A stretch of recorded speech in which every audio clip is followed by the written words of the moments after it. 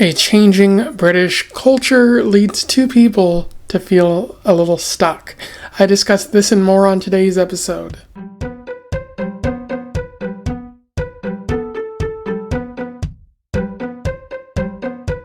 Welcome back to Around the Weird, a booktube channel where I talk about all the unusual and out of the ordinary literature that I found in my travels. Today I want to talk about a book that I read. It's usually Poetry Thursday, but I'd much rather talk about this book, for better or for worse. And today's book is all about Ghanian immigrants and painting and things like that.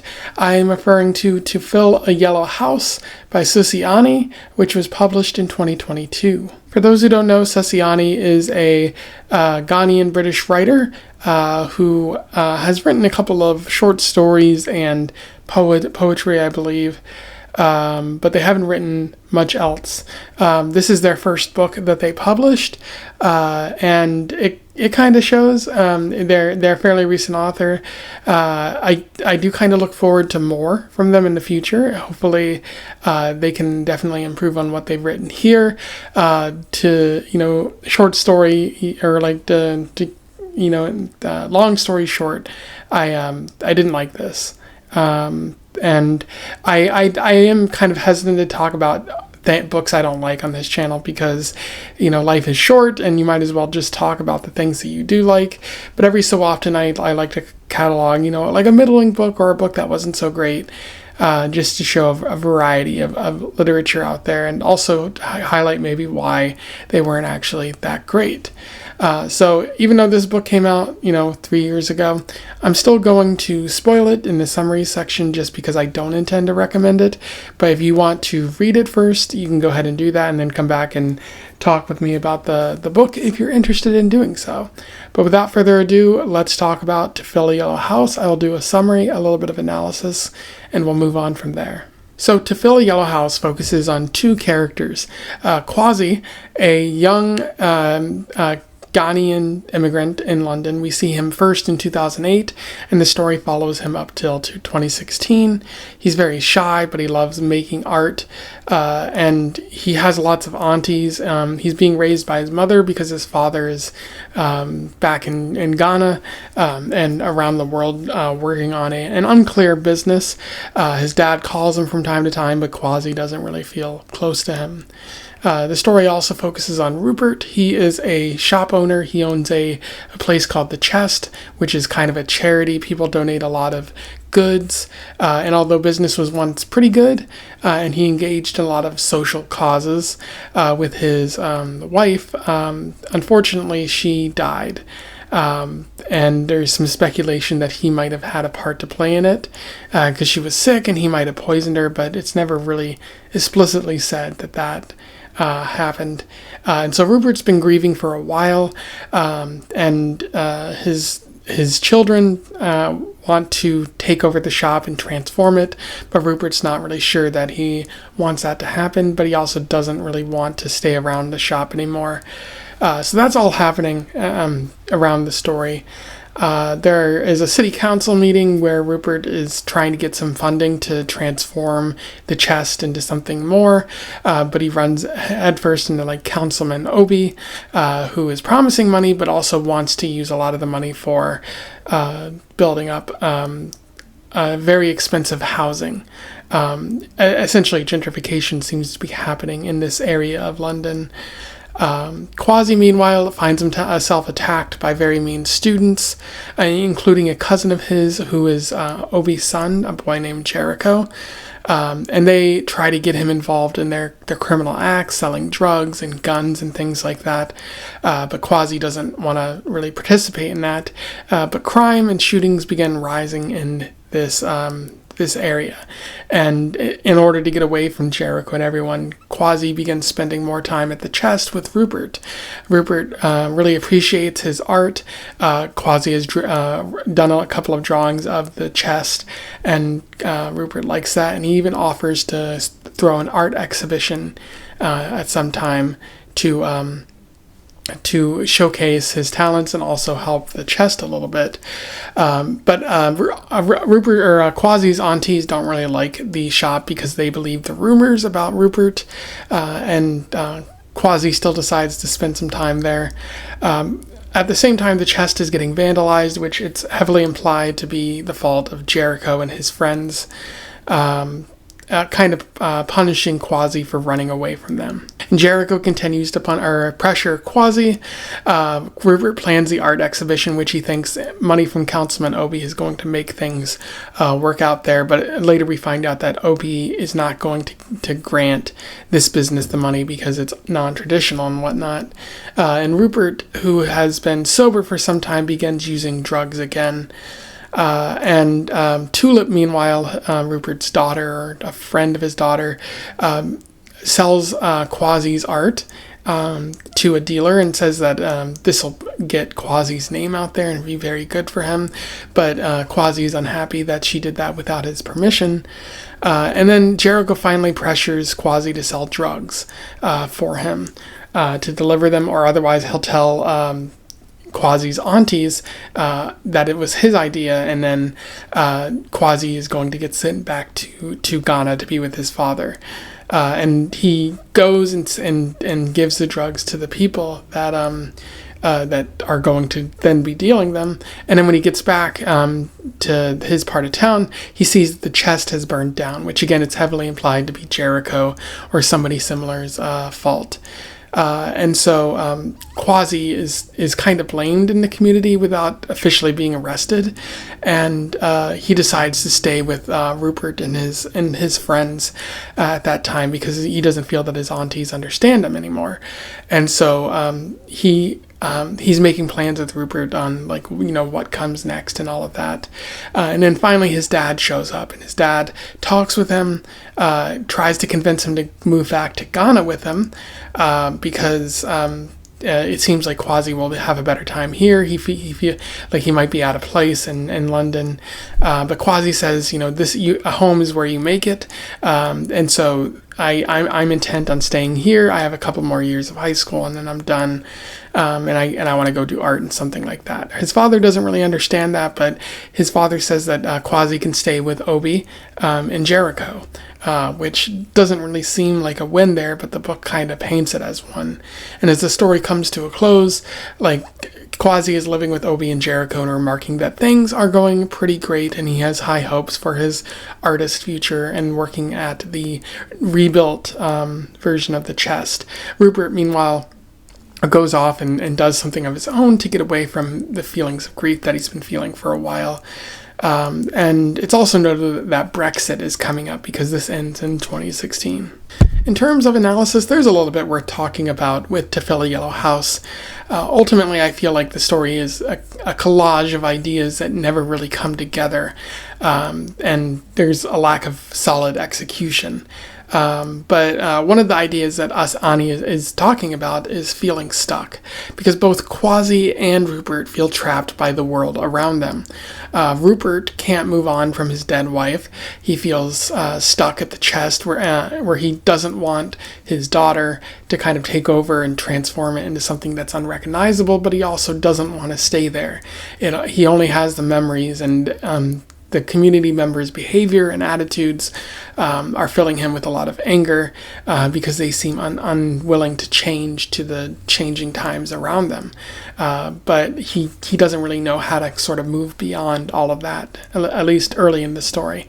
Allow me to read you an interesting quote from this. He had allowed himself to imagine that, given enough time, those who remembered would move away or forget.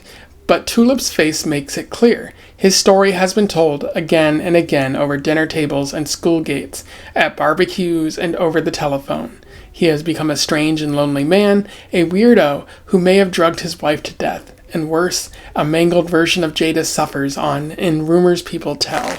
And that's just an interesting quote because it gets at Rupert's inability to sort of move on from the situation. He thought people would leave, but they came, they stayed, and so the people who remember Jada and him are still there, and he can't kind of shift from that. He can't sort of become a new person in a way that he wants. So Rupert kind of feels stuck in that moment and torn apart by continued grief. Meanwhile, Kwasi is trapped by family and social expectations from his dad, who wants him to achieve great things in ways that he might not be comfortable with. His aunties, who expect him to, lead a new way forward for Ghanaian immigrants in London. A lot of kind of things to kind of hope for a child. And Jericho, meanwhile, is trying to get him to sell drugs and adapt to the cool way of doing things, even though Kwasi doesn't really identify in that way. He's not a very social, outgoing person. He just wants to keep to himself, but Jericho constantly mocks him, and Jericho's friends beat him up for that. And so Kwasi doesn't really have anywhere to maneuver there. He feels comfortable at the chest, but his aunties tell him, you can't go there, that man is bad. And so Kwasi is doing that anyways, but it just makes him feel like he has nowhere really to go, and the chest does provide an outlet for Kwasi, and it did initially for Rupert, but as we find, again, he feels trapped by the memories. So even though the chest is a solution for Kwasi, for Rupert, it's like, nope, this doesn't work anymore, and eventually he does need to leave, which he does at the end of the story, which is very healthy. If you're in a place where you're relapsing on a regular basis like Rupert is, and you can't get over the memory of your dead wife, then you're probably going to want to leave, or it's probably best for you to leave, because that environment is never really going to be a better place for you. It's always going to kind of hold those memories right there. And then it does seem like Kwasi does sort of overcome all this, but given at the end of the story he's living with Obi and Jericho, maybe it's implied that Obi talked to Jericho about his behavior, but it's never really said. So I like to believe that Jericho is still trying to pressure Kwasi to do crimes, and that that's not really a happy ending. That doesn't show that he's overcome these social pressures and found a place where he can belong. Although I do think Anie seems to think that's happening. It doesn't really make sense in the end. So the feeling, I don't think Anie manages to sort of achieve what she's trying to do here in that way. Anie's also writing about the changing world. She specifically writes about a transforming Britain marred by social strife, because you have increasing immigration, gentrification, which is happening for Rupert. Councilman Obi is trying to bring in housing, bring in better businesses that will better engage the community, but doing so often harms the less wealthy people in the community and pushes them out. And then there's also the selling of drugs and the running of guns, things that are becoming a factor even for places that might not have had it before. I do like how Anie specifically keeps mentioning Thatcher as a problem central to all of this. A lot of privatization happening, and in doing so you kind of rob the communities of life, because if the government was doing it before and then you make it the responsibility of corporations, they're not going to do the best. They're going to do what's going to make them the most money. A problem we've definitely seen in America time and time again. And I know a lot of people who say, Thatcher is the reason for the modern day problems in Britain, much like Reagan is for America, two people who led their countries at the same time and caused equal amounts of damage. So Anie is doing a really good job of kind of showing the specter of all of that in the background and how they necessarily arrived at that point. And to get to a changing community, or to understand like your changing community, you need to adapt to it, accept that there's new immigrants, accept that there's crime, but there might be better ways to sort of address that crime, and definitely ways to sort of fight gentrification whenever possible. But this community here doesn't really seem willing to adapt to that. There's xenophobia, a great sense of xenophobia here, and people just blaming the rising crime on immigrants rather than on actual factors that have led to that crime. And I feel like the community is suffering because these people are unwilling to adapt. There's an unspoken refugee crisis at the heart of this story that kind of surrounds everything, part of the inherent xenophobia of it all. And Brexit also seems to be a factor because that's mentioned at the end of the story.